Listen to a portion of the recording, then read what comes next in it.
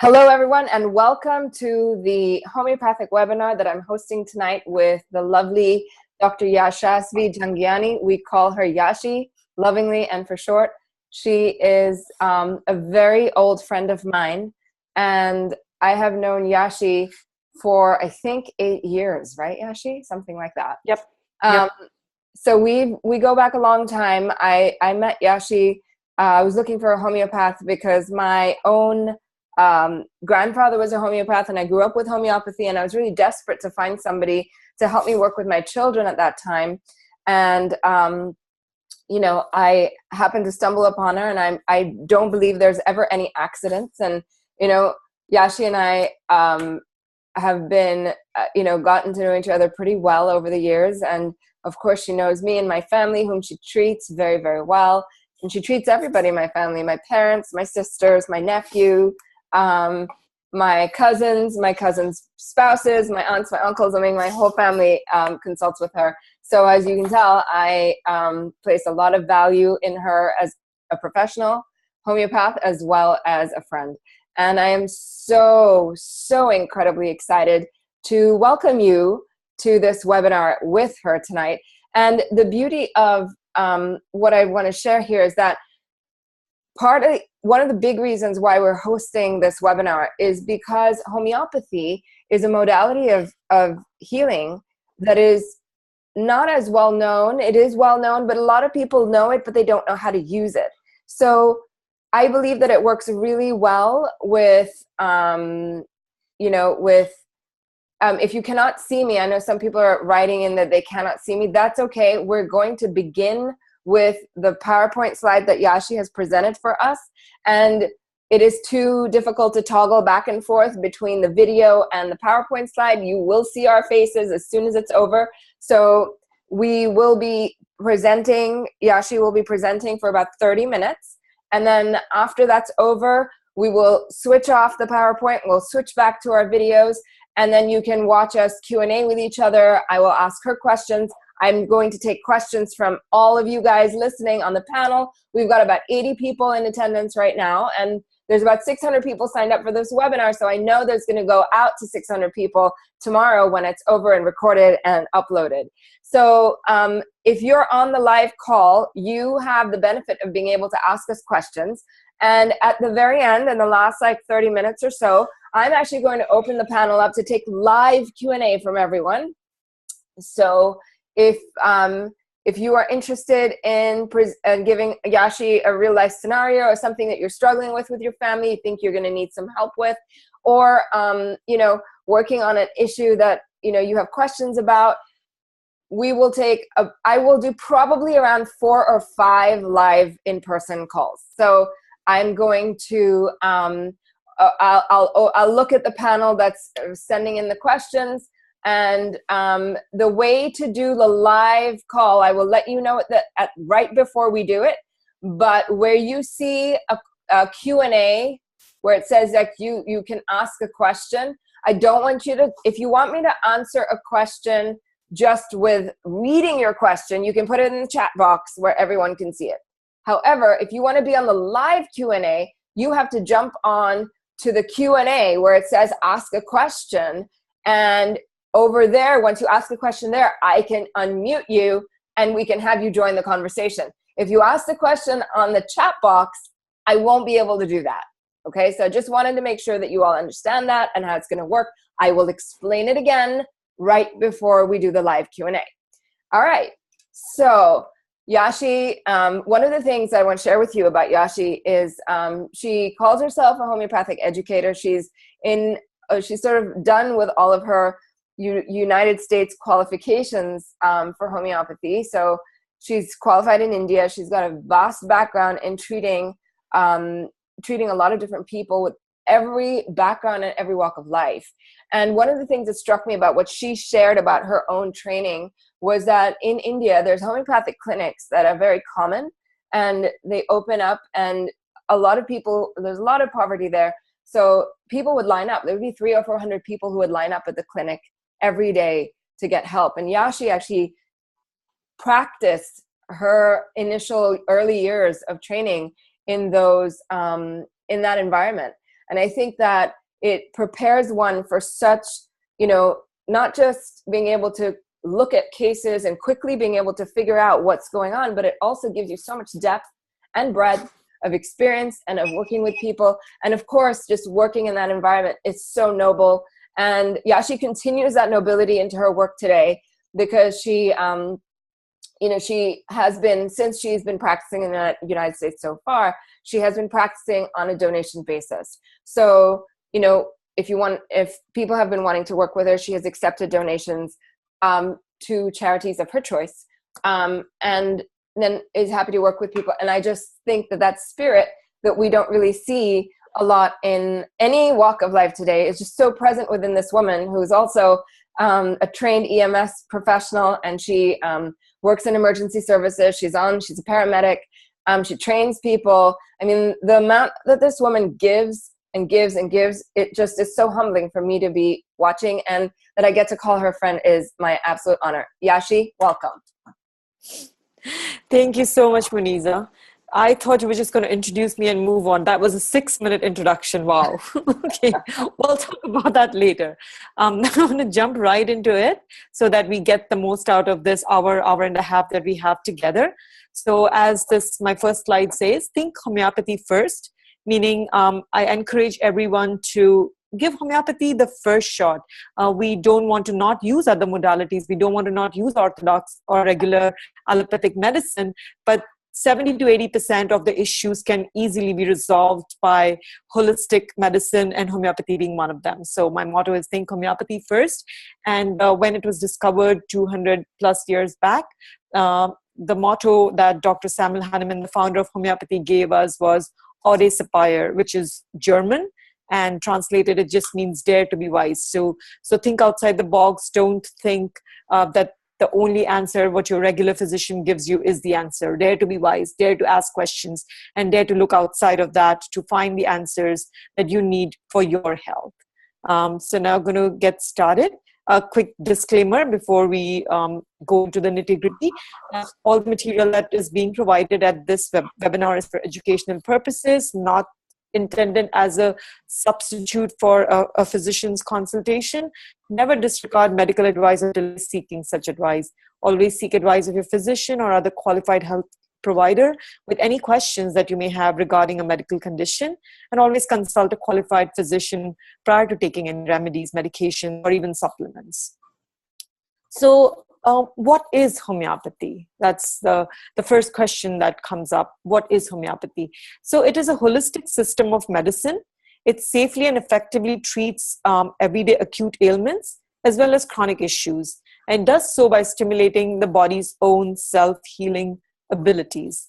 And this is a system of medicine that's over 200 years old. It was founded by a German physician, Dr. Samuel Hahnemann, and it's based on the law of similars, which means that a remedy that produces certain set of symptoms in a healthy person can cure those same symptoms if manifested in a person in a disease state. So the main principles of homeopathy are as follows. The law of similars that I just said, which is whatever symptoms a substance can produce, if those are seen in a disease state, the same substance can help cure it. The minimum dose, meaning you want to give the least amount of medicine as possible. So less is more. So you want to give the least amount of medicine to give the much needed change. Totality of symptoms, meaning that you don't want to treat a person as, you don't want to treat the liver, you don't want to treat the stomach, you don't want to separate out these organs from the person. So you want to find a remedy that matches the totality of that person's symptoms. And then single remedy, meaning you want to try to give only one remedy at one time. You don't want to give multiple remedies. So you don't want to give one remedy for the liver, one remedy for the spleen, one remedy for the stomach, one remedy for the mind. You want to try to find one remedy which covers everything. Now, the second question that's always thrown at me is, how is it different from conventional or orthodox medicine? So homeopathy, as well as a lot of the other holistic modalities, they see symptom manifestations as a person's disease, meaning that there is something not right with the person, and the symptoms are just a manifestation of that. So you don't want to take care of the symptoms. You want to try to address the reason why the symptoms have come up in the first place. Versus orthodox medicine sees the symptom manifestations as the disease. So if you have fever, they'll give you Tylenol. So they'll give you antibiotic medicines. If you have a headache, they'll give you anti-inflammatory medicines. So if you have acidity, then they'll give you antacid. So everything that the orthodox medicine or the conventional medicine offers you is based on the symptoms, because they see the symptoms as disease. They do not consider that it is the manifestation. They don't consider symptoms as a manifestation of disease.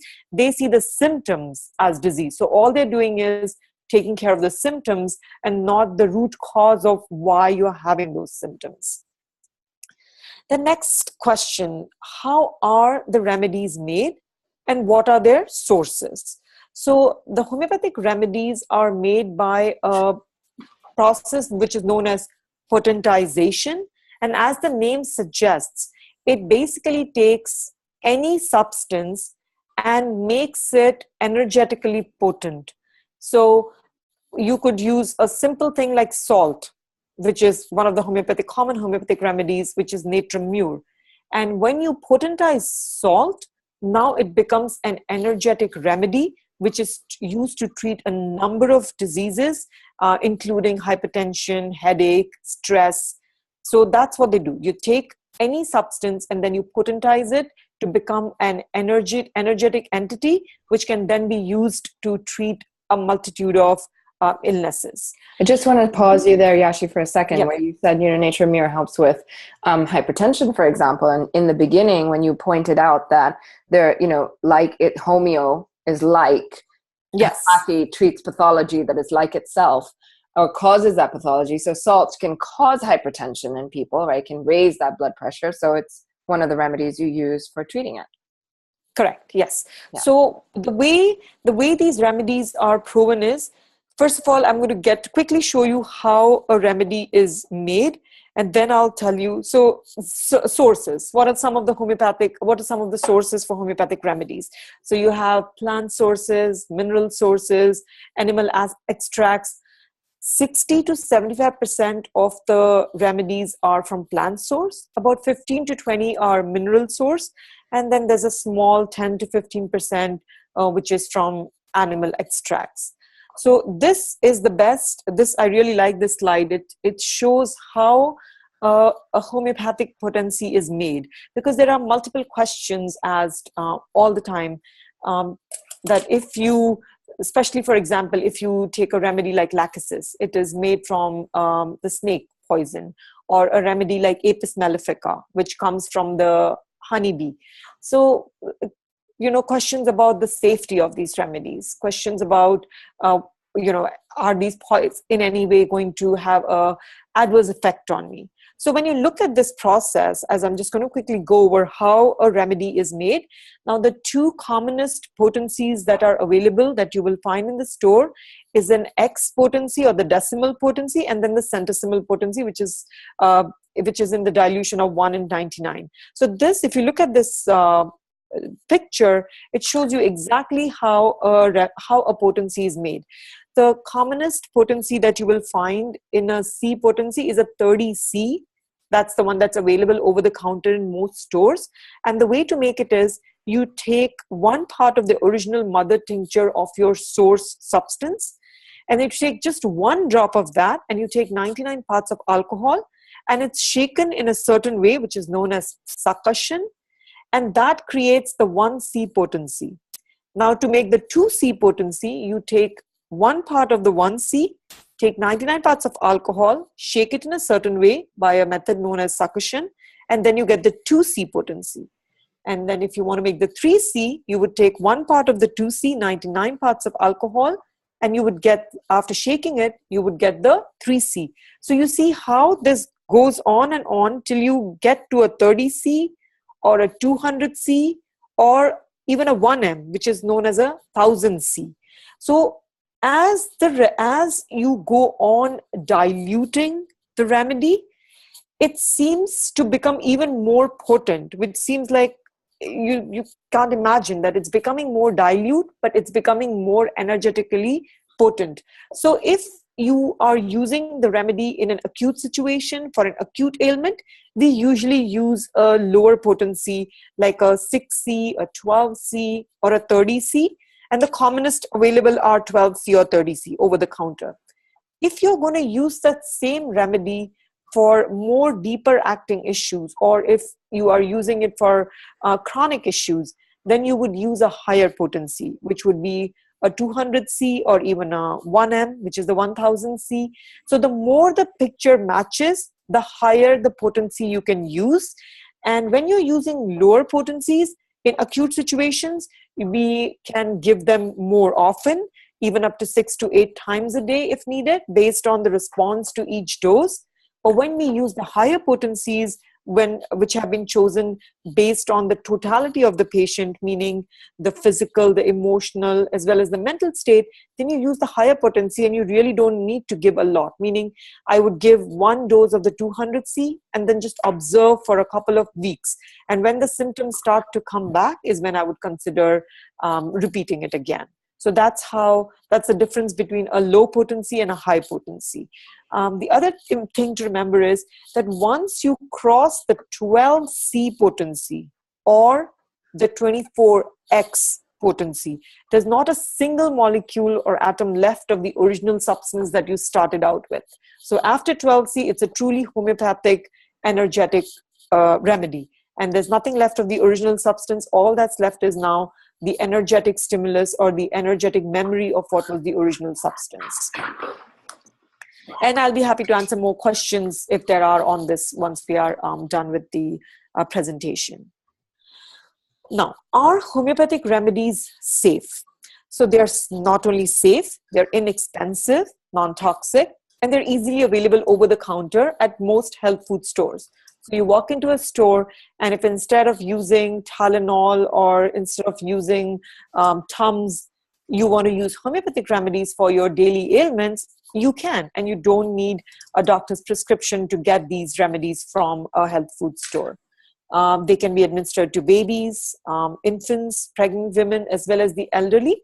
But I would say, when you're new and you're just starting to use them, it's always good to use them under the supervision of a qualified homeopath. And then over time, once you become comfortable with them, you'll be independent enough to use them on your own. There are no side effects when a carefully chosen remedy is administered in the right potency and the right dosage. So if somebody tells you that homeopathy has no side effects at all, that's a misnomer. It's not completely true. There will be no side effects if the remedy is chosen correctly, matching with the symptoms, and it's given in the right potency and used in the right dosage. Now, when can there be side effects, and what could those side effects possibly be? So homeopathic remedies, the way they are proven is a little bit different than the clinical trials that happen when a new drug comes out. So clinical trials are conducted on diseased individuals, but homeopathic provings are done on healthy individuals. So people will be put in a group with the same double-blind kind of study, and half of the people will be given the remedy, half of the people won't be given the remedy. And once a remedy is given to a person, the person notes down all the symptoms that he notices or he or she notices, and then those symptoms are collected and they become a part of what is our homeopathic books or homeopathic materia medicas. So when you see those symptoms that had been, that came about in a person, in a healthy individual that was given the remedy, if you see those same symptoms in a diseased individual, then the remedy seems to stimulate that person's immune system to be able to fight off that disease. Because remember, we established this in the beginning, that symptoms are a manifestation of what is wrong in the body. Symptoms are a manifestation of that imbalance in your system. So if you choose a remedy based on what your body is presenting to you, then it will stimulate the body to self-correct. So you don't have to do anything. And the way to choose how much to give is based on the response to the remedy. Meaning you give 1 dose, and if you feel better with that 1 dose in an acute situation, you don't have to give a second or even a third dose. But if you took the first dose and you're 30 to 50% better, that will be the time to repeat a second dose. And then if there are still some lingering symptoms, you can take a third dose, and then you can slowly start to taper it and stop as you're feeling better. Homeopathy cures a large percentage of cases, larger than any form of treatment, and it's beyond doubt safer and more economical. And this was quoted by the father of our nation, India, Mahatma Gandhi. So he was big on homeopathy and a big proponent of it because it's safe, it's economical, and if you use it early on, it will nip diseases in the bud, meaning you won't, if you are able to use it early enough, then the disease won't become a chronic issue to begin with. Now, how to build a basic first aid homeopathic kit. So I love to give practical advice in our workshops and our any places where we meet and we talk about homeopathy. I love for people to be able to walk away and be able to immediately start using the information that they learn at or that they receive at our workshops. So you see here, this book is a very basic book, Homeopathic Medicine at Home. I love this book. It is recommended by the National Center of Homeopathy. If you don't have any homeopathic books at all, this is a great book to start with. It's Natural Remedies for Everyday Ailments and Minor Injuries by Jane Heimlich and Dr. Penos. And this book actually has a foreword by Dr. Robert Mendelsohn. And Dr. Robert Mendelsohn was a pediatrician who wrote the book, How to Raise Your Child in Spite of Your Doctor. That's a great book. Yeah. So he was a big proponent of becoming independent and being able to take care of your own children and not being afraid of your doctor. Yes, you want to have your doctor available for all issues, but you don't have to blindly follow their advice, that you should be able to question any advice and be able to do the research, independent research, and then decide, okay, this is when I need to take the allopathic medicine, and this is where maybe there is an alternative available and I don't need to put this into my body right now. And as you can see that on the left side, you see a picture of the Helios Basic 18 Remedy Kit. So these kits are available online. You get 18 remedy kits, you get 36 remedy kits, and those are great kits to start with if you're new to homeopathy. So this book and this kit, those are great options for someone who's new to homeopathy. Now, if you do not want to go and invest into a whole 18 or 36 remedy kit, then I'm going to share with you the remedies that I do not leave the house without. So this is my basic kit. I have one in my bag. I have one in my gym bag. There's one in my son's soccer bag. There's one at my husband's workplace. And this is the one that I will not leave the house without. So this is the most basic kit that you can make. The very first remedy, it's the most well-known homeopathic remedy, which is arnica. No homeopathic remedy kit can be complete without arnica. So arnica is great to have on hand for any bumps, bruises, injuries, body ache. Again, the way to start is if you get injured, you start with one dose, 5 to 15 minutes apart, up to 3 doses, and then you can give a dose every 1 to 3 hours based on the response to a dose. So you could take a dose every hour, 2 doses, and then if there is no pain or discomfort, then you don't need to take a dose till you again start to feel the pain or start to feel that injured feeling again. That's when you would take that next dose. The next remedy is the belladonna. Belladonna is my go-to for any pain, fever, menstrual cramps, earaches. I love belladonna. Again, I wouldn't leave the house without it.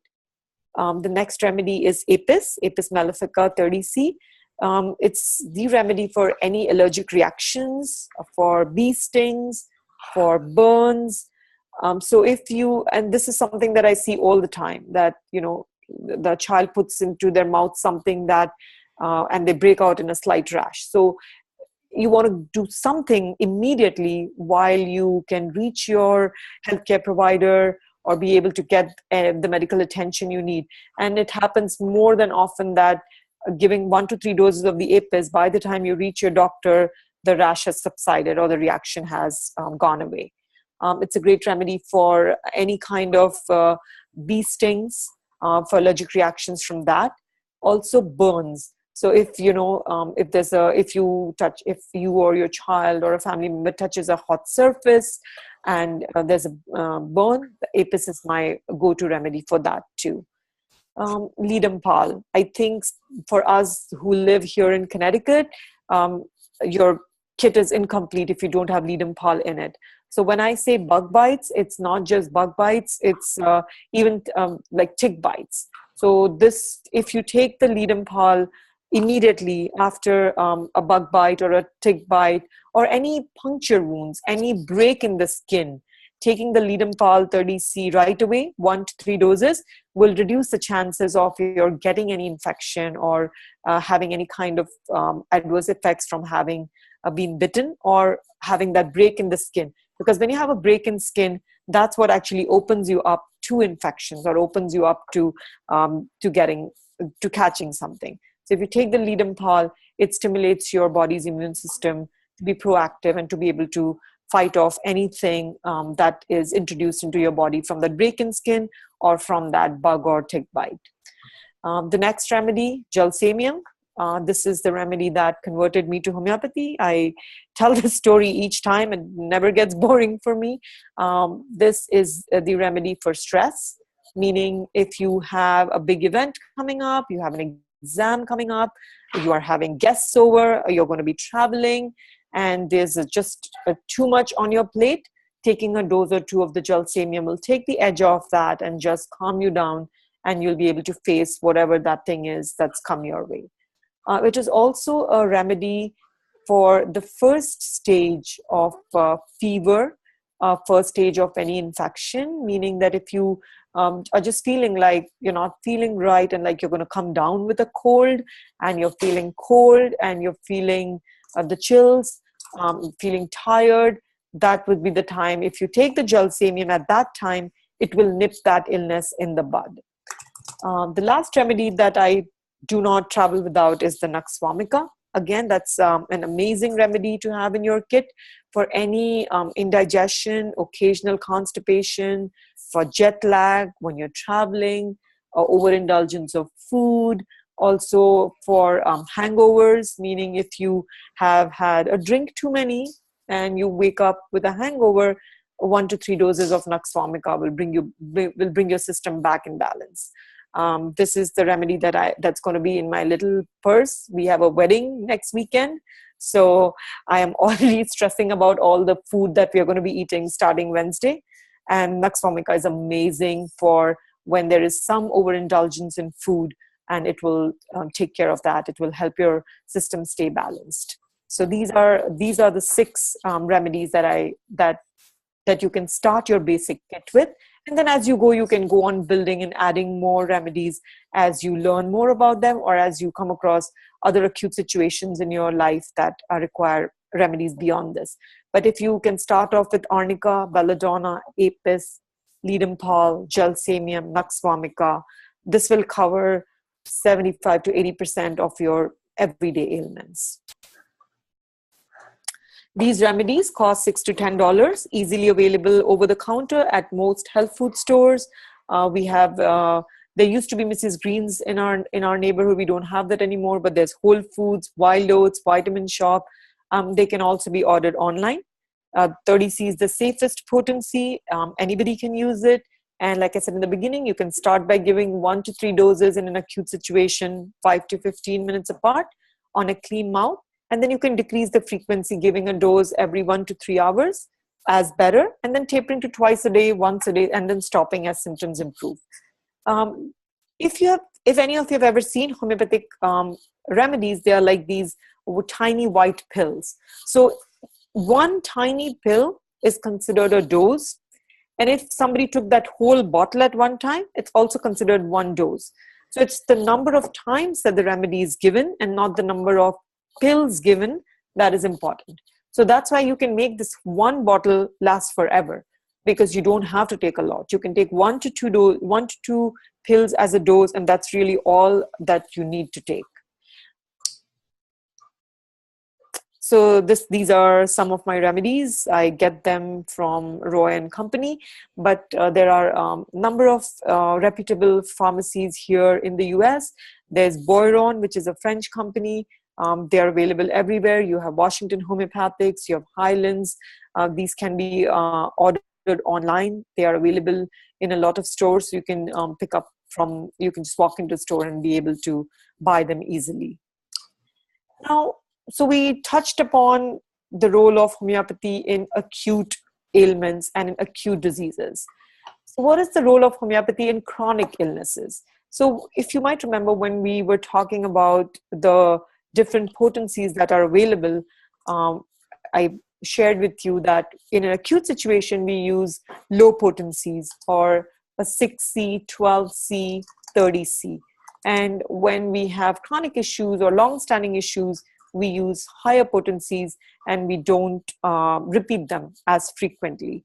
So chronic diseases, meaning that's, what is a chronic disease? Say, for example, you are having allergies, or you are having chronic diarrhea, chronic constipation, arthritis, or you're having any kind of other GI issues, or you're having any kind of hormonal imbalances or thyroid issues, anything that has been going on for more than a couple of weeks would go into that area of being called a chronic disease.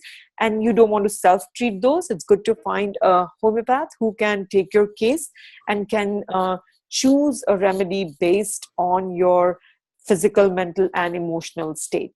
And the homeopath would be able to guide you to the right remedy and the right dosage of that remedy. And when you're on your constitutional, which is given once every couple of weeks, you can still reach for the acute remedies. Instead of having to take allopathy, you can use the acute homeopathic remedies if you have an exacerbation of your complaint. But as you keep taking these constitutional doses over a period of time, you will need less and less of the acute remedies. And I normally say that if you have had the chronic issue for, say, 6 years, then give yourself at least 2 to 3 years for it to become completely all right. So homeopathic remedies work amazingly well and very quickly in an acute situation.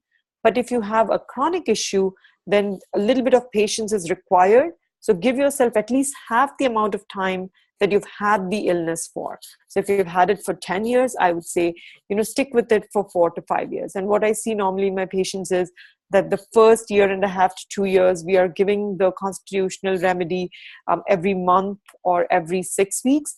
But as we are into our 3rd or 4th year of treatment, I'm giving them the remedy once every 3 to 4 months. And again, the reason for that is that most of the patients who have chronic diseases, the situations, their life situations do not change. Meaning that if you have at work a boss which is causing you stress, so unless you were to leave that job, the stress of being at work under that boss is not going to go away. So because you're going to be under that constant pressure, you constantly need your constitutional remedy every couple of weeks.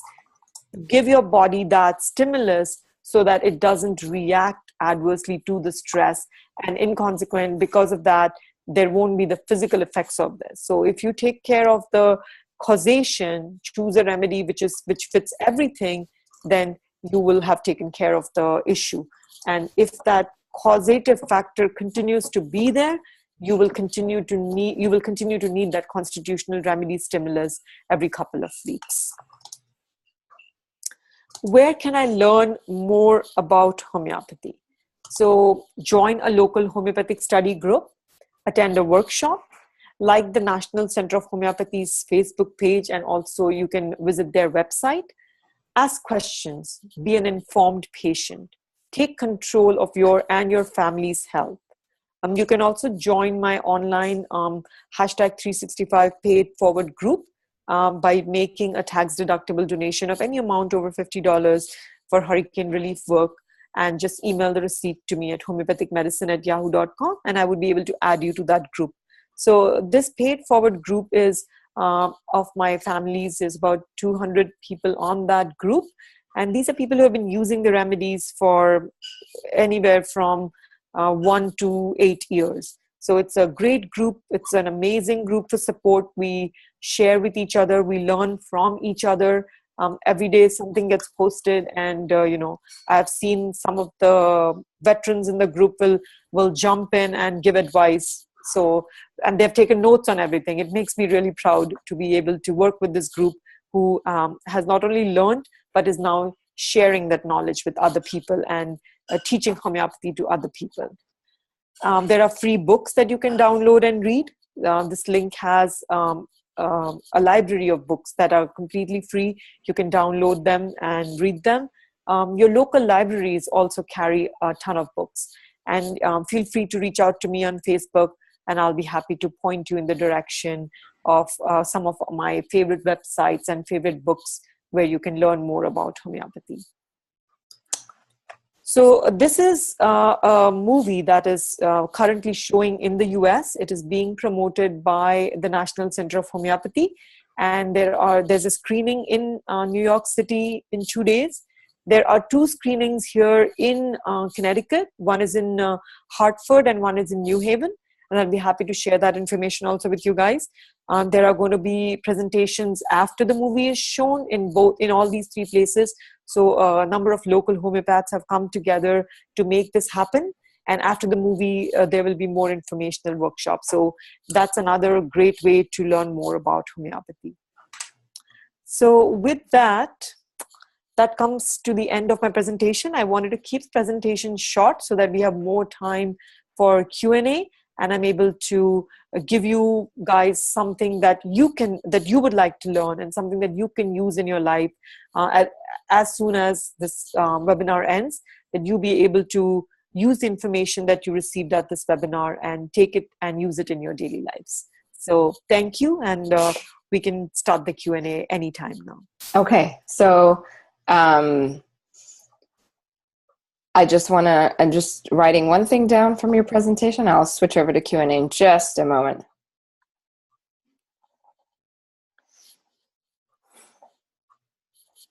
Okay. All right. So I hope you all enjoyed that presentation. I know that you have so many questions showing up in the chat box, which I am going to. Can you all see our video now? Can you see Yashi in the video? Can you see me? Just give me a quick yes. Thank you. Yes, we can. Or all that. Okay. Yes, they can see us. Fantastic. I know a lot of people. So since we started, about 50 more people joined, and I'm so glad that you did. There will be a replay going out. Everybody is asking me about that. We are recording this webinar. So there will be a replay going out tomorrow morning. If you missed it, or if you didn't catch it all, or if it was too quick to take notes, I know that we did the presentation pretty succinctly. Okay, so I want to get to the questions. Before I do, I want to cover a couple of general things that Yashi had talked about, and I want her to answer before you all ask me about it, because it's sort of a couple of questions which everybody, I think, will be interested in. All right, so Yashi, first of all, thank you. That was amazing. Great presentation. I'm sure everybody really enjoyed listening to that. I've been seeing the comments of everyone saying, thank you, that was amazing. I'm blowing my mind away. So I just wanted you to know that people are really loving it. Okay, so the first question in general that I've been receiving here that I want to address is the question you all have been asking about how, homeopathic remedies are made from alcohol, and how Anthony always recommends non-alcoholic, I was going to say beverages, yes, but also tinctures was the word. I couldn't think of it. So he recommends non-alcoholic tinctures, herbal tinctures, which is very important for herbal tinctures because you take them in quite a sizable quantity several times a day. Now, a homeopathic remedy is, and Yashi, you can jump in Yes. as I explain this, but a homeopathic remedy uses literally a few drops in an entire bottle of pellet. That is correct. Yes, yes. So it literally, and I'll show you a bottle here. So this is like a normal 2-gram size vial, and this whole vial gets about 6 to 8 drops of the tincture. So that's it. And you're taking like 1 to 2 pellets as a dose. This bottle usually, even if you were to take this every single day, this bottle lasts for a whole month. So that gives you an idea of literally it's the quantity is so minute that it doesn't have that kind of an effect that you have to be worried about it. Yes. And the other thing I want to say to everyone who's listening is, you may or may not know that I co-lead Anthony's practitioner support group, which started about, I want to say about 18 months ago. And we have about 300 practitioners who are in that group. And there are homeopaths in that group as well. And so when asked questions, I mean, in this particular group, we have, as practitioners, the opportunity to ask Anthony direct questions about supporting people in the practices and how to mix together and blend together, medical medium and whatever practice a practitioner is trained in. So when we asked him about homeopathic remedies, he said that they're actually very helpful for a lot of cases. Somebody asked a question about whether they work for pets. Yes, they do. Very effectively for pets. They can be used for all age groups. Yes, Yashi. So I wanted to cover this as well. So there are age groups and certain demographics of people who have a hard time taking any allopathic medication and have a hard time taking herbal medication and natural herbal remedies. And this group includes children under 2, pregnant women, postpartum women, elderly, and anybody who's dealing with a viral condition who has an extremely sensitive nervous system. I know because I work with a lot of you who have those, and I've also recommended that you go see a homeopath or have sent you to Yashi for this reason, because sometimes it's so hard to make progress on what you're doing that sometimes taking a different modality like homeopathy can be extremely helpful to steer you in the right direction. So I wanted to say that in case a lot of you are wondering what Anthony thinks about this and what medical medium has to say about this. So first of all, the alcohol question, it's really minute. Another question that came up, Yashi, that I'd like for you to address is the question about lactose and what the pills are actually made from. And that there are options for people who are sensitive to those or who are avoiding that. Yes. So I was at the conference this past April at the National Center for Homeopathy's conference, and the Boiron people were actually there, and I put this question to them. So the pills that the Boiron manufactures are 85% cane sugar. Mm-hmm. So they're 85% cane sugar and only 15% lactose. So the quantity of lactose in the Boiron pills is very low. So and the only reason why they need that 15% is to get the consistency in the pills. But if you're not intolerant to lactose, if you are highly allergic to dairy, in that case, the best option for you would be to get the remedy in the liquid dilution. And then what you can do is you can, in a small 8-ounce bottle of water, if you were to add 2 to 3 drops of the dilution of the remedy, this bottle is then good for the whole day. And each time you take a sip from this bottle, you get a dose of the remedy. So you can use this if you've been told to use the remedy 3 to 5 times a day, or if you're using it in an acute situation where you feel you have to use it a couple of times a day, a small 8-ounce bottle of water, and you can get the remedy in the liquid dilution. Just 2 to 3 drops can be added to this water bottle, and this water bottle is good for 24 hours. And each time you take a sip from that, you get a dose of the remedy. Yes, I mean, I've sent my kids to school, as you recommended, with a couple of pellets dissolved in the water, or a couple of drops of the alcohol drop into the water of the liquid. And if then nobody has to worry about administering it to them. They just drink their water 3-4 times a day and they get their dose. It's actually so easy to use. And it doesn't even involve any notes to the school nurse or notes to the teachers to let them know that the kids need a remedy because it's in their water. Right. Okay. So the other thing that I wanted to talk about, and this is a common question that I'm seeing come up right now. Jenna asks, what is considered taking the remedy right away? Is there a certain amount of time after the incident or the symptoms show up that can pass before it becomes too long to give that remedy? So in an acute situation, if you have symptoms, you can take the remedy right away. If it's been a while, or it's been a couple of minutes, or it's been an hour or 2 hours since that incident happened, but you are experiencing symptoms, you can still take it. So there's no time pass. Just earlier today, I had a frantic call from someone who was bitten by a dog. So it had been almost an hour, and it was now that they realized, okay, what can I do homeopathically? It had been an hour, and it's still okay to take the Leadenpal. Even though it's been an hour, you can still take the Leadenpal and it would still work. And the same thing with arnica. If you have been hurt and you didn't take it right away, you can still take it if you're still in pain. So there's no limit to a time as to when you can start taking a remedy in an acute situation. Great. That's very helpful. Also, I'd like for you to talk about how to practically administer remedies, like doses, and talk about when and how, so that you don't reduce the potency of the medicine that we're taking. Okay, so the best way to take a homeopathic remedy is on a clean mouth. And when you say clean mouth, what it means is that you should not have taste of any food or drink in your mouth. It doesn't mean that you need to go brush your mouth and then take the remedy. As a matter of fact, if you've just brushed your mouth and you have the taste of the minty toothpaste or any toothpaste in your mouth, that is not the right time to take the remedy. So you want to take a remedy on a neutral mouth. So we usually recommend that you keep a gap of about 15 minutes before and after taking a remedy. You can drink water before you take a remedy, but after you've taken the remedy, don't even drink water for at least 10 minutes. A lot of people have coffee, they're not completely able to give it up. In that case, if you're having tea or coffee or anything that has garlic or onions or anything that has a strong flavor or taste of its own, then you want to wait an hour after that particular substance to take the remedy. And then for an hour, you shouldn't have anything that is strong like tea, coffee, mint, garlic or onions. But regular food, regular drink, your smoothies, your green drinks, a 15-minute interval is good enough. So you can wait about 15 minutes after you've had something to eat or drink.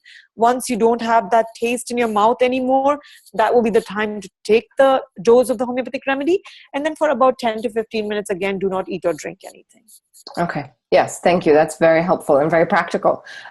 Somebody asked a question when you were talking about the liquid dilution, you're talking about the alcoholic drops, right? I just Correct. Yes.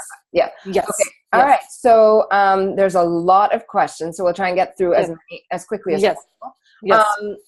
All right. So somebody asked, Ivy asked, what remedy? I know you can't recommend a specific remedy, but she's asking, what do you recommend for chronic dizziness, vertigo, balance issues, motion sickness? Maybe you talk about chronic problems a little bit more here. Yes. So now, if you're having chronic dizziness, chronic vertigo, I would recommend that you meet a homeopath and you get a remedy selected for you based on your constitution, based on everything.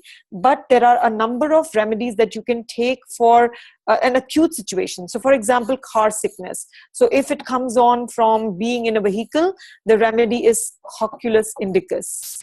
And I will type it in here so that you can see the name. You want to make sure it's going to all panelists and attendees. Yeah. Hold on. Let me do that.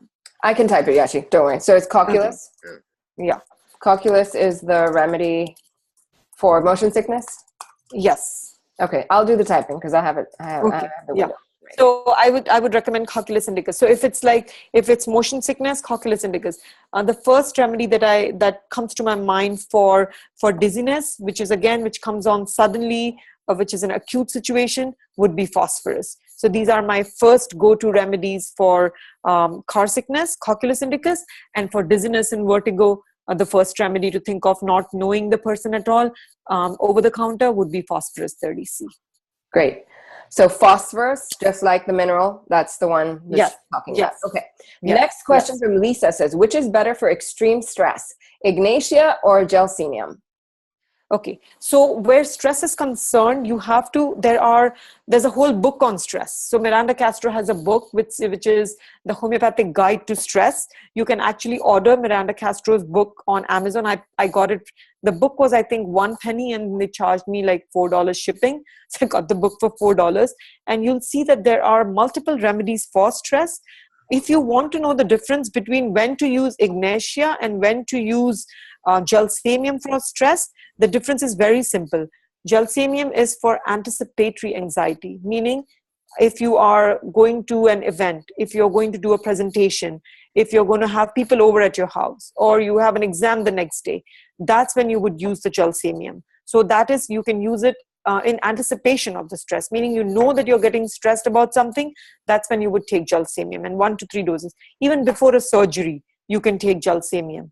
Where Ignatia is concerned, Ignatia is more for emotional stress, meaning that if you've been in a situation with a friend or a family member or anybody that's close to you, and you have experienced disappointment, grief, that's when you would use the Ignatia.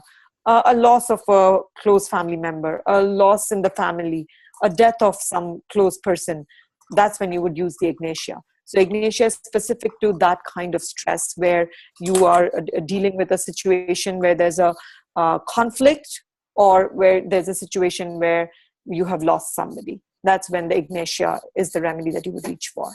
So that's the difference between using Ignatia and using the Gelsemium. Okay, great. TSL has a question. She says, I have the same kit for over 20 years, so I've used a lot, and some I don't use at all. Is it still good? Yes. So homeopathic remedies do not have an expiration date because the FDA requires it.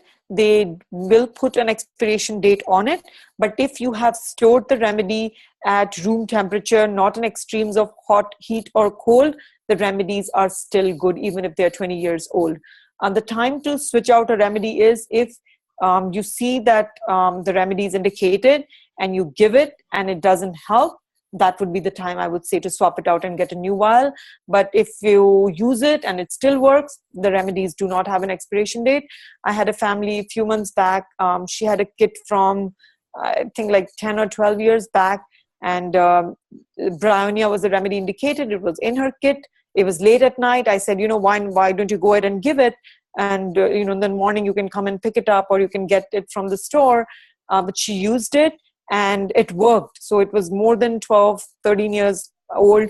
And if you've stored it at room temperature, the remedies do not expire. Great. Another question is from Nanette. She says, any recommendations for remedies to stop the itch from shingles? So to stop the itch from shingles, for shingles, there are multiple homeopathic remedies. So we would have to choose based on what else is going on, where the rash is, what are the modalities of the rash. But if I had to choose a remedy just for itching, the first remedy for the itch from shingles is Rust Tox. Okay, great. And you'll be able to type that up also, Rust Tox? Rust Tox yes, 30C. Rust Tox, I'll type that right now. So Rust Tox 30C for initial itch. Yeah. And Rust Tox 30C is also for any kind of rashes that have those fluid-filled blisters. pustules. So not only would it be for shingles, it would also be for that chickenpox rash. It would be for any kind of rash. And that's the beauty of homeopathic remedies, that the remedy will be chosen based on the symptoms. So it won't matter whether the symptoms have come from a virus, whether they've come from a bacteria, whether they are allergic in origin.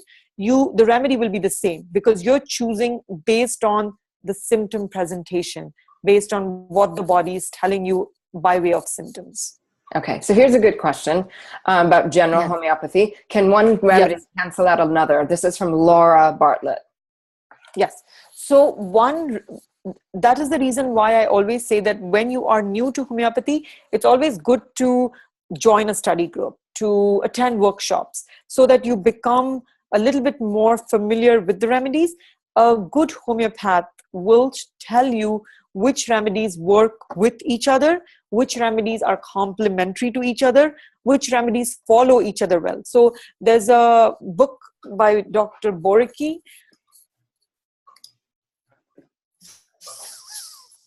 It's this book. It's called Borick's Materia Medica and Repertory.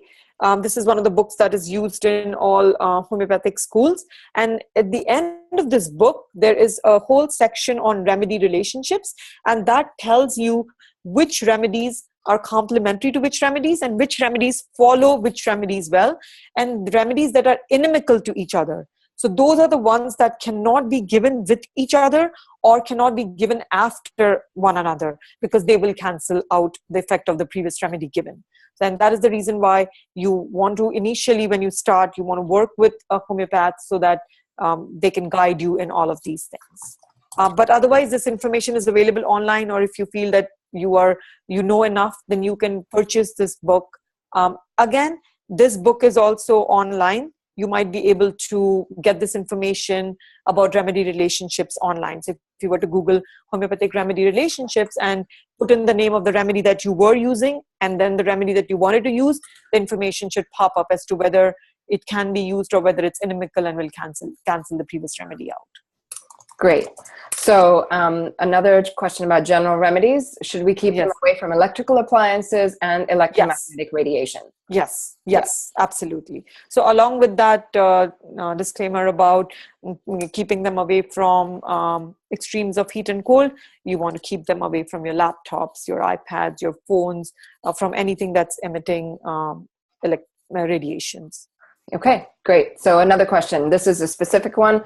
Would like to know, Diane wants to know what is the cause of allergies. According to medical medium, it's high loads of strep bacteria, but I'll let Yashi answer from her perspective. What is the best way to treat allergies? How can homeopathic remedies help? Can we cure ourselves from nut and pet allergies? Thank you very much. Okay, so according to homeopathy, the cause for all chronic diseases are miasms, meaning they are weaknesses in our body. And the 3 miasms that Hahnemann found or discovered or put forth when he discovered homeopathy 200 years back were the sora, the syphilis, and the psychosis. And according to him, the sora is the mother of all miasms, and allergies come under this miasm of sora. So meaning that there is some weakness within your body which makes you react that way to these external stimuli. So if you look at most of the symptoms of the allergies, take a runny nose or take sneezing, that is actually a normal reaction, meaning that if your body comes in contact with anything that's foreign to it, the way it gets rid of it is by creating extra mucus. So that's the reason why you're having that runny nose, because your body's trying to flush out that whatever it has come in contact with, which it recognizes as foreign and detrimental to the body. So that is what is the normal reaction. So when you have allergies, for some reason there's an imbalance and your body is recognizing even like normal things in the atmosphere as being detrimental to it. And that's why you're reacting so badly to it. And the way to treat the allergies would be, there's a 2-fold way to treat them. One, you would use the acute remedies based on the symptom presentation when you have the symptoms. So instead of using an antihistamine, you would use the acute remedies like allium cepa, for example. So the allium cepa is made from onion. And if you see when you cut an onion, you get the watering of the eyes, the runny nose. And when you see that in a person, the potentized onion or allium cepa is one of the remedies for the allergies. So you would choose remedies based on the symptom presentation, and you would use the constitutional remedy once every few weeks, which would fix that imbalance, which is causing you to overreact to these things in the environment which your body is perceiving as detrimental to it when they are actually not, and they're just harmless. Yeah, it's basically overstimulated immune system attack everything that it feels as an invader, but it's not really a problem. Okay, that is good. Okay, I want to move quickly, Yashi. So Mary and someone called Samsung, but I guess that's your phone, not your real name, had a question about UTIs and interstitial cystitis. So they're similar, so I wanted to club that into one question. Yes. So again, for interstitial cystitis, you would need constitutional treatment. But for a UTI, there are multiple remedies that you can use. The commonest ones, the most common 3 remedies for UTI are Apis, Cantharis, and Staphysagrina. Those are my 3 common remedies that I reach for. All right. And So again, can you you could repeat choose, that? It's Apis. yes, Apis mellifica, Yep. and then Cantharis, Cantharis. Uh-huh. and then Staphylococcus aureus. For UTIs. Yes, those are the first three to think of, and then there are other remedies also, but those are the three that are the most common. And you would choose again based on what the symptom presentation is. So if there's a lot of burning and there's a lot of urgency, you would think of Apis. The Cantharis comes in if there is frequency, meaning you're going again and again, and it's a couple of drops each time.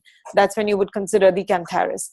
The Staphylococcus aureus, that it has a very specific causation. We call it honeymoon cystitis, meaning if you haven't had relations in a long time and then you have it, or it's the first time you're doing it and you get it, that's when the Staphylococcus aureus comes into play. So those are like the first three remedies to think of for UTI. Yeah, actually, what did you mention for allergies? I just want to write them down. There's a question here about that. The most common. The common remedy. Oh, no, I didn't give the common remedies for allergies, but I gave the example of Allium cepa, that Yes. it's made from the onion. And as you can see that, with the watering of the eyes, the runny nose, one of the remedies to consider would be the Allium cepa. Okay, got it. All right. Next question is from Jane, who says she's been having a lot of gas for a long time, 2 years or so. And if there's anything you can suggest for that. Yes. So if you've been having it for 2 years or so, again, that becomes a chronic issue. So I would recommend constitutional treatment. I would recommend finding a homeopath. Now, how to find a good homeopath?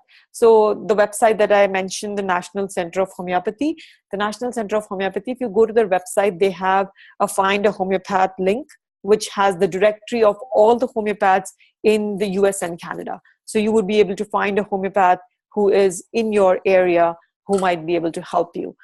But while you do that, you can get started for flatulence and gas. There are 2 remedies that are over the counter, which you can use. One of them is Carbo Wedge. Carbo Wedge, it's made from charcoal, and it's amazing for bloating, gas, distension. And then the other remedy is China, which is available as Cinchona officinalis. So those are the 2 most common remedies that you can just go and use if you want relief from your bloating, flatulence, and gaseous distension. Okay. So I'm organizing the questions so that the most general ones are first, and then we can look at a few specific ones. Also, there are a lot of questions about really chronic problems, which I know you can address here, but we can, generally talk about them, and I'll give you them in a bunch so that we can. So Jenna asked a more general question. One is about how do you protect the remedies while traveling? And her other question is it more potent to put it in water? Is it more effective to put it in water and take sips, or is it better to place it directly under the tongue? So it's equally effective. That's the best way I can answer it. If you are going to be out all day, it's just easier to have it. What you can do is, if you know that you're going to be taking a remedy the whole day, you can just put 4 pellets into like a bigger bottle of water. And then each time you take a sip, you'll get a dose of the remedy. And this way your bottle will last forever. So both are equally good. There's no, I don't choose pills over taking it in water. They're equally effective. So you can make your vial last forever. So if you know that you're going to be using that remedy the entire day, you can just put 3 to 4 pellets in a bottle of water, and each sip of that water would constitute a dose of that remedy. Okay. And how to protect while traveling? How to protect while traveling. So there are actually, those film lead cases that you get. Those are easily available. They can be ordered online. So you can just put your remedy kit in that. And then even if it goes through the customs and x-rays, it's fine. It's protected. Yeah. And Living Libations also has an EMF protection bag that you can put all your remedies in there and nothing will affect them. So that's another one you can use. All right. So I want to keep moving on because there's lots of great questions. Megan asked about balancing hormones for trying to conceive. So that's a more, need to work with a homeopath and talk to them on a more, for chronic constitutional situations there, Megan. Nothing that she can really address here. Somebody asked a question about talking about no-sodes a little bit more. How do they really work? I think we can sort of save that question maybe for the end if we have time, because I really want to get to those people who are, but let's just, keep that in mind. Yes. Because that might be an important one to come up with later. Yes. All right. So another question is from Kirsten, whose child is stuttering, and she's asking about remedies for that. Again, for stuttering, this would be one of those things that would need to take the complete case and figure out what's going on with him as to why he is, what is in the background with this child, and to find a remedy that fits everything. So not just, and how old is this child? Now 17, but had it since a young boy. Okay. Yes. So not just the current case, not just what went on in his 17 years of life, but I would go back to even the parents. I would go back to the mother's state during the pregnancy, because this is one of those issues which would need a deeper acting constitutional remedy. So it would be out of the scope of this. Yes. Okay. So I'm just looking quickly for any quick answers before we move on to the live Q&A, which we're coming up on very, very quick. Again, people asked about, rheumatoid arthritis, MS, all of these require a case to be taken. Catherine said she came off an antidepressant and wants to know if there's something she can take to help with withdrawal symptoms. Yes, absolutely. So if you have just come off antidepressants, the one remedy that you can take, which is over the counter, is Khalifos. So you can start with Khalifos 30C 2 to 3 times a day while you're, in that transition period where you're coming off of that. But I would highly recommend that, talk to a homeopath, have a homeopath on your side so that they can help you more. But if you want to get started, Khalifos is something that is easily available, and you can take it, and it will just keep everything, will keep your nerves calm with that. Another question is about anything for sleep. For sleep, again, so there are no remedies that are sleep aids in homeopathy, unfortunately. You would have to figure out why you are having the insomnia. Is it from what is going on that is causing the insomnia? And then the remedy would be selected based on that. But if it is insomnia that has just come on recently, where there was some kind of stress because of which there is insomnia, I would again recommend Khalifos. So that would be the first remedy that you can try if it's just an acute case of insomnia. But if it's been going on for a while, it's been a couple of months or more, then it's better to talk to a homeopath and figure out exactly what's going on and what is causing that insomnia. Great. And then a question from Esther. She said, is there a big difference between homeopathic pellets and the topical creams that you get? I've used the calendula gel on bug bites and that works well. Which would you recommend? So I like taking the remedies orally versus the local applications, but the local applications are also fine.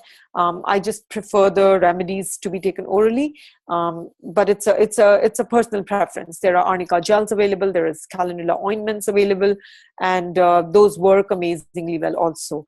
But if you ask me, I just prefer the pellets. And another question: what's too hot for storage of a remedy?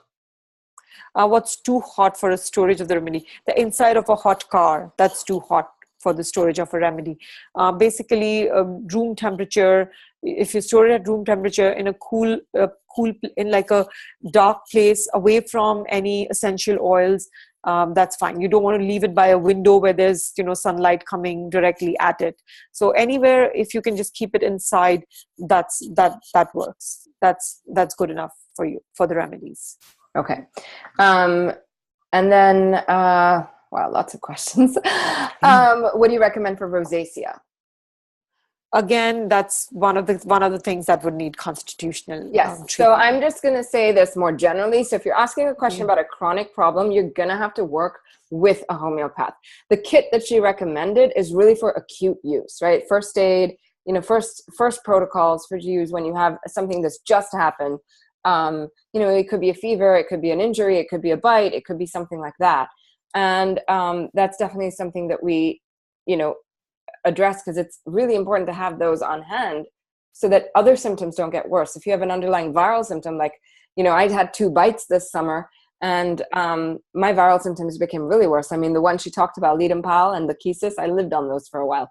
So, and they really helped me. So some of you are asking questions, and I'm just going to generally mention that I'm not ignoring your questions. I just want you to know that we're going to give you the same answer, which is that you need to work with a homeopath, because so much goes into that evaluation of what are the remedies that you need, right? She spends, people spend about I don't know, a good half an hour, 45 minutes filling out a form. Then they send it over. She evaluates that. She takes, a couple of, I don't know, a week or so to really figure out your case. And then comes back to you and then asks you more questions to figure out really what the remedies are. And that's the process. So if you're asking about that, there is help for all of the conditions that you bring up. So for example, if people have been asking me about the MS, arthritis, chronic nerve pain, and swelling, while there can be acute remedies that would be helpful for that, there's also has to be treatment of the underlying chronic issue at hand. You can't just use an acute remedy and it doesn't really work that way. There's tight muscles and fascia. That was another question. Tinnitus and ear pain. I just wanted to make sure that I'm not ignoring those. So we just want to make sure that we're addressing them. Now I want to move on to talking to you all about live on the call. Someone said about decaying teeth. Yes, definitely help with that. Anna says mucus. Yes, definitely help for mucus. If it's chronic, it's a different remedy. If it's acute, it's a different remedy. And there's lots of remedies for mucus. So Rebecca says, if you touch the remedy with your hands, it won't be effective. Yes, you're supposed to not touch it with your hands. You're supposed to handle it in the cap or directly from the bottle into the mouth on a clean mouth, as Yashi recommended before. Osteoporosis, another chronic issue. What's recommended for cold or flus? It depends on the symptoms. Some colds and flus start with a runny nose. Some just have a cough. Some have a fever and just ear pain. Some have sinus pain. So it would depend on the presentation of each of those symptoms in order for her to recommend what it is. That's where you need to educate yourself and learn more about it. So just a general cold or flu is not, it's hard. It's very hard to provide that, right, Rashi? So correct.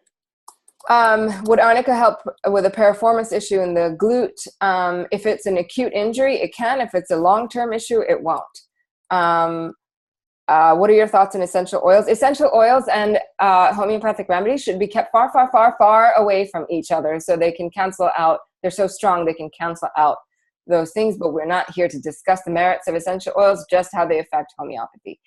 So I'm getting a question here that I'll take, which is about how homeopathic remedies interact with medical medium protocols. Can we just take take homeopathic remedies and ignore the medical medium protocols? I like to encourage people to do both, because they both work very differently. I have an extensive experience with homeopathy and an extensive experience with medical medium protocols. And they both work, they both have a place, and intuitively there's times where I feel that the homeopathic is working a little bit better for me and not as many herbs, but it doesn't mean that one is better or not. I find that for our family, for example, the constitutional work that we do with Yashi, which is addressing the long-term issues of someone, meaning, how their emotional makeup is and how that plays into, does somebody run hot? I have a child who runs very hot and sweats a lot. And, I have a child whose general demeanor is just really happy, really always, bubbly and very sunny disposition. And I have a child whose disposition is, moody, and she'll go from one to the other. So each of those children have very different remedies that they need based on just one aspect of who they are. And other aspects of who they are will play into it, what symptoms they tend to, what they tend to express most often. Like if they get sick, do they run a fever? Some kids will get the same virus. I mean, when my kids get sick and they all three have the same thing going on, we have 3 different remedies for them going on, right, Yashi? Because each kid is different. Right. So I just want you to understand that, because there's not just one general remedy for everything. Sometimes there is. Like if you get a bee sting, it's pretty much just apis, right? We're not going to generally use something else for that. It's pretty much just apis. If you get an injury or a bruising or what have you, surgery is generally arnica. But there are some remedies that are so specific that she can't give you those here. And yes, arnica can be taken orally. So I see you've been answering some questions there. That's great. All right, so let's move on to some of the live questions. So here we go. Marta, are you ready? So I'm gonna click on live to you. Let's see how we do that. Oh crap, I don't know what I just did. So sorry. Wait, let me see if I can pull you back. Marta, where did she go?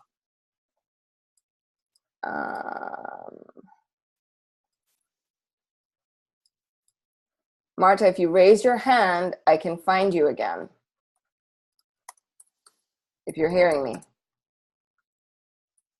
Okay, I'll wait for you to come on. So another question is from an anonymous attendee.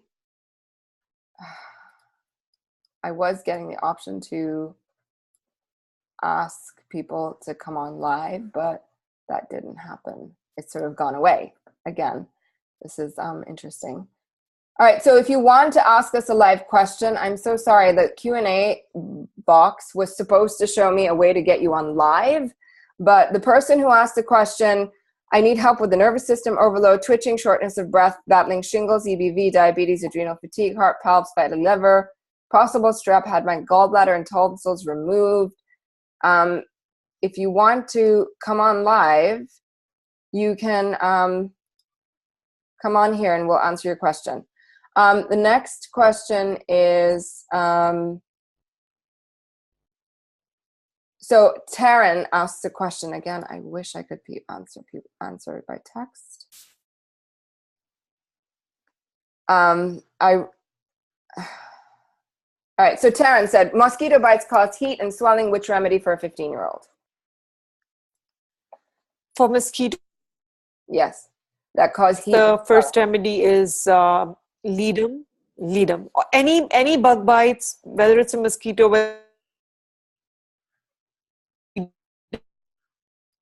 follow it up with the repelling heat. You follow it up with apis. And after that, if there are big wells, the remedy is Staph aureus. Staph aureus is also my go-to remedy as you can use it as a preventative if you are traveling to a place where there are mosquitoes, or you can take 2 doses of Staph aureus in a day as a preventative. And that actually seems to prevent the number of bites you will get to begin with. But if you do get bitten, start with a dose of the ledum thal, and then after that, follow it up with apis. And as you keep giving the apis, you taper it and stop it when the redness, the swelling, and the heat starts to reduce. Okay. Great. So I'm still trying to see if all right. So if you want to jump on live, jump onto the chat window and we'll see if we can bring you on.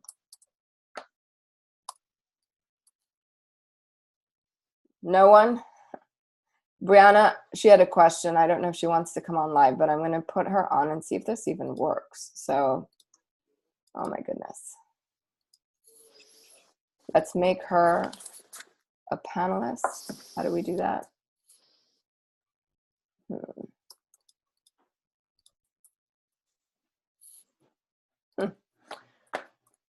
All right, so this always is tricky.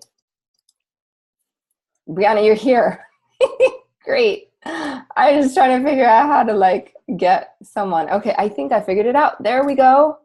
All right, Brianna, can you hear us?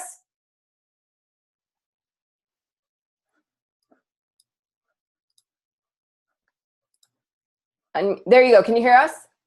Yes. Okay. Hi. Okay. You're Yay! on. Finally. Yes. Yay! All right. So shoot with your question. So my whole family is battling like a flu virus right now, and it seems to have started in our noses and everything. And we've been taking the zinc and the silver and the B12, and I've done a little bit of golden seal, and so now it's moved down in our lungs and we're just coughing and kind of hacking. And so how do you get to your lungs to treat something? Is it the same remedies, or is there something else that we can be doing to kind of speed up this process? So about 15 to 20 cough remedies, and I actually have about 15 or 32 cough videos listen off video, which one your cough sounds like, and pick a remedy based on what the cough sounds like. So the more common cough remedies, just a loose throaty cough, you can use pepper salve. If it's a rattly, chesty cough, feeling a loose phlegm in the, if it's these Yashi, your sound is going in and out. Cough changes. Yashi? Now, can you hear me now? Yes. Yeah. Okay. And your video is frozen, by the way. Sounding like. So, I'm not sure. Now? Is it? Yeah, now we can hear you. Okay. Okay. So, so you would choose a remedy based on what the cough is sounding like. So I'm going to send you a link to my cough videos, and you can look at them and see which one, because everybody's cough might be different. So you would pick the remedy based on what the cough is sounding like. So you would match the remedy to the cough, and that's what would help the cough. Great. All right. Thanks, Brianna. Okay. I'm going to move you out from being... all right. All right. So, Marta, you're next. I found you. Hi. Hi. Thank you for answering my call. I've got a question about my daughter, Olivia. She's 7 and she has alopecia. Is there a way we can help her through homeopathy? Yes. Yeah. So again, this would be one of those things that I cannot recommend an over-the-counter remedy for, but I could send you the information. So if you were to email me on that homeopathicmedicine@yahoo.com, I can point you in the direction of how you can find the remedies that would help her. This would be long-term, depending on how long she's had it, where the hair fall is, whether it's in patches, whether it's falling generally, what's going on with her. We would choose a remedy based on that and on her constitution. And within the first 6 to 8 weeks, the hair falling would stop, meaning further hair fall won't happen. And then after that, you can get the new hair to grow back. And this age group is good, meaning the older a person is, the harder it is to get hair back. But with young people, the results are amazing. It's easy to get the hair back with them. Great, thank you. Muneeza, can you type in the address, the email address? Yes, sure. You can do it. Actually, yes. Thank you. Let me move on to Thank you very much. You're very welcome. Yeah. Thanks for your question. All right, let me put you back here. All right, Marta, thank you. All right, next up is Julie. Julie, you had a question about migraines?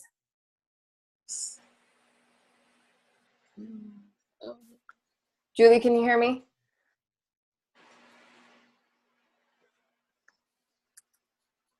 Julie, are you there? Can you hear me?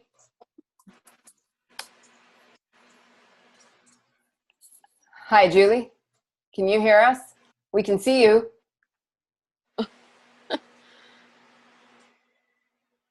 Did you want to ask? I can't see it. Just ask your question. We can hear you. Oh, my stepdaughter gets a lot of migraines, and she's had one for like a week straight. Is there any remedies that could help with migraines? So this is another website that I really like very much. It's Dr. Homeo, and I just sent you a link to everyone. It's drhomeo.com. If you see, it tells you the top 5 homeopathic remedies for migraine headaches. And when you go through these 5 remedies, you'll see how each remedy is different from the other and how you have to pick a remedy based on the symptoms. So, once you are done with this webinar today, these are the 2 websites that I'm recommending that you can go to and you can look. One is this drhomeo.com, and the other one is from the National Center of Homeopathy. So they actually have a find a remedy page which goes through all the ailments from A to Z, and then it tells you the common 5 to 10 remedies for each thing and what the symptoms are for each of those remedies, so that you're able to differentiate how a belladonna headache is different from a natrimur headache and is different from a gelsemium headache. So that will give you like a starting point to be able to understand this a little bit better as to why some of these things cannot be taken care of in this forum. So this is a great starting point. I highly encourage you to, I just sent you that link with from drhomeo.com that has the 5 top remedies for migraines. There's multiple other remedies, but these are like the most common ones. So if you see a remedy there that seems to match your daughter's symptoms, you can pick it up and you can definitely try it. And if that works, then you can be like, okay, now I'm ready for a full homeopathic consult, and then take it from there. Because this may help her in the acute situation, but the migraines will keep coming back. So that's where the constitutional treatment comes in. So you can use the acute remedies when you have the migraine, but in order for the migraines to completely go away and to stop coming, you need the constitutional treatment for that. Okay. Thank you very much. You're welcome. Thank you, Julie. All right. Thank you. All right. So next up is Samantha. Hi, Samantha. Hi. My question is, I've got a son, he's 6 years old, and he is very moody, but his reactions to most things is anger. And I was told Nux Vomica was something good to give him at night by a friend that she started her daughter on with that. So I'm not sure what to try with him. Okay. So again, I'm going to send you a link with, there's actually, the British Institute of Homeopathy has an amazing article on how to deal with children and with teenagers and all their various tantrums. So you can look through that to see which remedy seems to match his state of mind the most. And if you're able to decide yourself, feel free to pick it up in a 30C and try for him. Nux Vomica is a good remedy, but it may not be the one. So I'm sending you this link with all the other possible remedies for that, so that you can look and see which one. And if you're able to do it yourself, great. Otherwise, as I said, I've been harping on this again and again, find a homeopath to work with initially. And then afterwards, if you find a good homeopath who, this was one of the questions that was asked, how do you find a good homeopath? So you can look on the National Center of Homeopathy's Find a Homeopath. They have a directory of homeopaths, and then have a conversation with them. Any homeopath who shares the names of the remedies with you is a good homeopath. So if they are if they continue to share and make you a partner in your healing, then that is a good homeopath. Because for any reason, if you were to move from wherever you are now, having that information that these are the remedies you use, these are the remedies that worked for you, is good for you. So that when you move away from this place, or you have to change homeopaths for any reason, then you already know what worked for you, so that when you go to a new person, you're not wasting your time. Because a lot of the homeopaths, when they do a repertorization of your case, the same remedies may come up. And sometimes even when the remedy matches, it may not work. Or it may have been tried in a certain potency and that didn't work and a higher potency worked. So having that information is always useful. So you should always know what remedies you're using, what potency you're using, when did you use it, how much of it did you use it. So I'm going to now find that link and I'll just send it to you, and that will be helpful to you. Thank you. Great. Then, yes. Thanks for your question, Samantha. Yeah. Okay, let me mute you. All right. So next question is from Karen. Hi, Karen, you are on.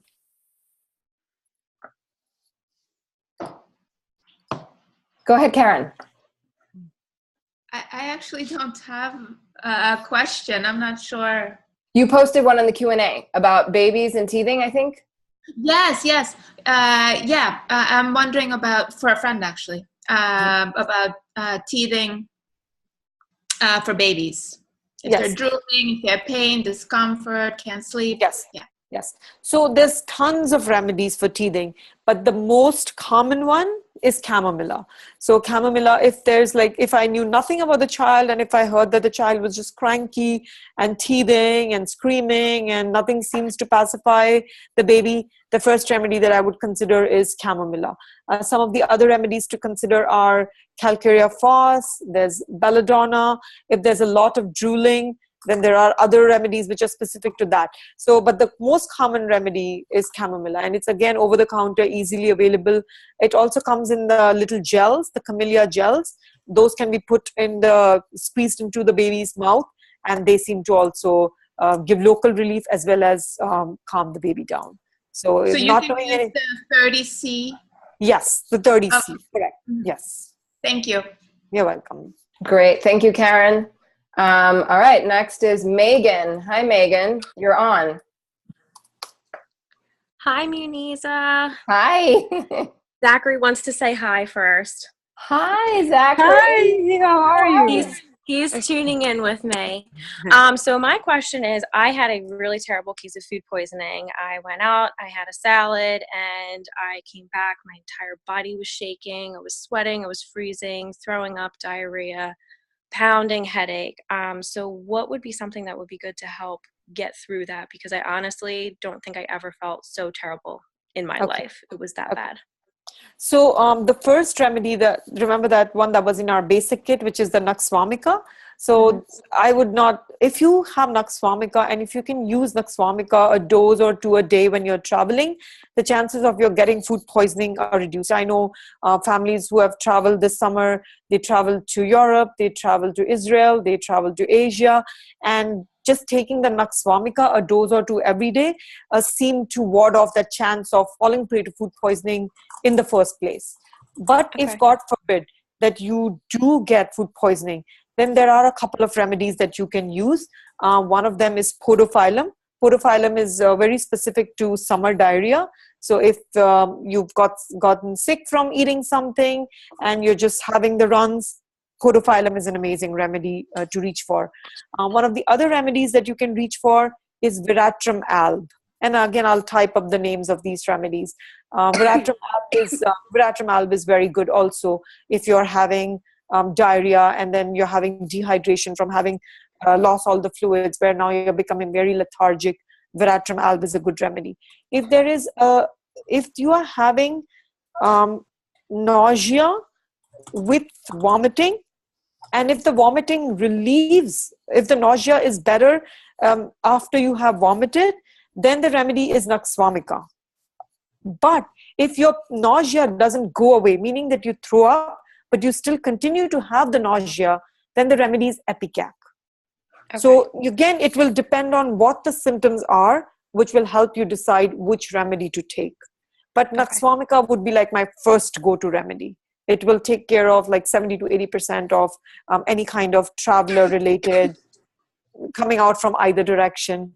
I would consider Nux vomica as my first remedy. Thank you. You're welcome. All right.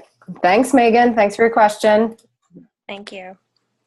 All right. Next up is Jen. Jen, you are unmuted and you are on. Hello. Hi. Hi. Hi. Hi. I have a question. I have a 12-year-old son who gets canker sores quite frequently and has one right now that's pretty bad, lasted about a week, but he takes it's Vax reaction for the medical medium protocol, but we've been trying everything to get rid of this canker sore and it's just not working. Is there anything else that we can add to this? Yes. So does he get them? Is what is his personality? Is he an outgoing person? Is he can you tell me a little bit about him? Because for canker sores, they're usually from stress. So if you can just tell me a little bit about him, then that can guide me, help me help you a little bit more and point you in the right direction. He's pretty quiet. He likes to play video games quite frequently, and I think that kind of adds to some stress in him. I don't know, but he is a pretty quiet kid. We've moved in the past 4 months, and so not a lot of friends around here too. So in general, I'd say he's pretty shy. Okay. So the most common remedy, the first one that comes to mind, if there's nothing else, there's no stress, is Merck Sol. And again, I'm giving you this link from Dr. Homeo. 1 second. Okay. Let me just click on this. So this tells you about, what other things you can do other than giving the Merck Sol. So if it's just canker sores, if there's nothing else, no stress, then I would consider giving the Merck Sol. Just one or two doses will usually help the ulcer heal very quickly. Okay. Wonderful. And at the first sign of it coming on, you can give a dose and that'll nip it in the bud, meaning that it won't become like a full-blown thing and then he's suffering for X number of days. So if you give it now and then give it again, if he ever starts to get it again, that would nip it in the bud. Okay, wonderful. Thank you so much. Thank you, Jen. Thanks for your question. Okay, next up is Jennifer. Jennifer, can you hear us? Hi, yeah, I'm here. Hi, You see me? Go ahead with your question. Thank you. I've just got a more generic question, and it's not necessarily about first aid and kind of what do you do with, you know, what we've been talking about tonight. But in general, how would you treat like chronic severe conditions like heart failure or pulmonary hypertension? I'm not looking for like a specific, like take this 30 times a day, but like Western medicine versus homeopathy, and what types of things could a homeopath offer someone who's suffering from that?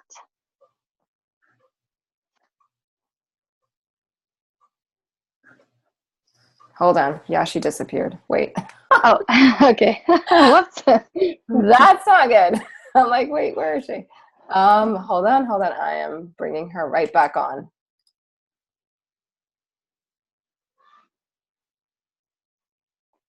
There you are, Yashi. Okay. Sorry, did you hear the question? Yes, I did. Okay. So I have a number of patients who whose family members come to me when they're in the hospital undergoing treatments for things that you mentioned, for example, heart failure, or pulmonary hypertension, or pulmonary edema, or any number of things. So what the homeopathy can do, and what I've seen it do, is it will stimulate the body, because what they're doing in the hospital is just symptomatic treatment, meaning that if the blood pressure is low, they're giving you medicines to keep the blood pressure high. If your salt is less, they're giving you the IV. So what they're doing is basically just treating the symptoms and trying to manage what's going on, but they're not taking care of the underlying issue. So if this is a patient that I have established care for already, and I know their personality, then along with that, we are able to give them the homeopathic remedies which matches their constitution, and that helps with the healing, meaning that the hospital stay becomes shorter, because now they're taking the homeopathic remedies along with whatever allopathic interventions are going on in the hospital. Does that make sense? Yeah. And I'll give you an example of my trip to India last November. On the last day as I was leaving, one of our family friends approached me, and there was a lot of this dengue going on at that time, and it's a disease where you're throwing up, and you're having diarrhea, dehydration, and vomiting blood. And he was in the hospital, and they were basically and high fever. So basically they were just managing the symptoms, but they were not being able to treat that underlying issue. They had given him multiple rounds of antibiotics, but nothing had worked. So I gave her just 2 remedies, phosphorus and epicac, based on the symptoms. And I said, let them do what they're doing, but you give this every hour, because this was to me an acute situation. So these are 2 complementary remedies for the symptoms that he was exhibiting. And in about 12 hours of having given 6 doses of each, he stopped throwing up. His loose motion stopped completely. The fever went away. So they had been giving him Tylenol to control the fever. They didn't need to give that anymore. And by the time I reached back here, he had been discharged from the hospital. So even if you are in the hospital, or even if you're battling chronic issues like this, choosing remedies based on your constitution, or choosing remedies based on the symptoms that you're exhibiting, will help with your healing and will hasten that healing process. Okay. Thank you. Thank you. Thank you for your question. All right, Chris, you are the last person we're taking live here, and go ahead. Hi, thank you. Can you hear me? Yes, Chris, go ahead. Great. Well, my question has, you covered a little bit, but when it comes to tick bites, you mentioned in Connecticut in particular, if the tick's been on for 24 hours, do you treat differently than finding it quickly? No. So the first remedy, irrespective of when you were bitten, is Lidam Pal. I will always start with Lidam Pal. For me, any break in the skin is Lidam Pal. I even use Lidam Pal for patients who have opted to vaccinate. So if you're getting vaccinated, I say take the Leadempal within an hour of the vaccination, because it will reduce the side effects of everything that's going into your system from the vaccination. So any break in the skin, any bug bite, any tick bite, Leadempal is the first remedy to take. Even if it's been 24 hours, I would still take the Leadempal first. And would you continue the Leadempal for the dosing that you mentioned, or would you then? So if it's been 24 hours already, then I wouldn't do the every 15 minutes, the initial one. I would just say do it every hour, 3 doses, and then do it every 3 hours for about 24 hours. And then you can make it 3 times a day, twice a day, once a day, and stop it. If there are any symptoms that come up, then you would change the remedy based on what the symptom presentation is. But if you're asymptomatic, the Leadempal is all you need. Okay, thank you very much. Yes. Thank you, Chris. Thanks for your question. And I'm going to take you off the video. All right, everyone. I thank you all so much for participating and asking questions. And I know some of your questions didn't get directly answered, but it's honestly something that I actually cannot answer directly. And I have been emailing everybody privately who've asked questions about constitutional or chronic issues that you would need to really find a homeopath to work with. I encourage you, if you didn't catch this in the beginning and you joined the seminar late, Yashi has a homeopathic Facebook group. It's called #365 Pay It Forward. And you can join that group. There's a lot of support for Q&A like this on there. And she asks that you make a donation in the amount of about $50 to join that group. And it's very, very supportive. There's a lot of great people on there and a lot of support for that. I hope that you have learned a lot. I hope that you have faith and confidence in yet another modality to help your healing. And, like I said, it's especially helpful to give the body a change. When you've been doing something for a while and nothing's shifting, sometimes it's really helpful to switch it up. And this is a great place to switch it up with, is homeopathy.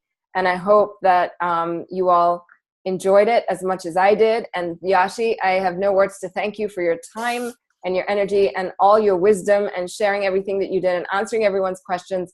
So thank you again. And we look forward to everyone who's going to get this on the replay to listen in and enjoy it again. Thanks so much. Thank you. Good night. Bye, everyone.